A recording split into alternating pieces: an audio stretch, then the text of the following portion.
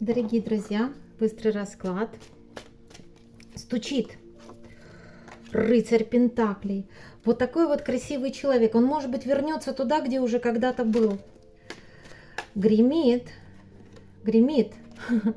паж жезлов. Влюбленный молодой человек, который даже в фонарном столбе видит что-то романтическое. Дверь откроет отшельник. Вот, может быть, очень-очень долго ждал чего-то, и в конце концов он решится, потому что долго следил, и сердце успокоит. Ну, потрясающе. Король жезлов, дорогие друзья, для вот такой вот императрицы, с ума сойти, одни старшие арканы. Это бывалый актер.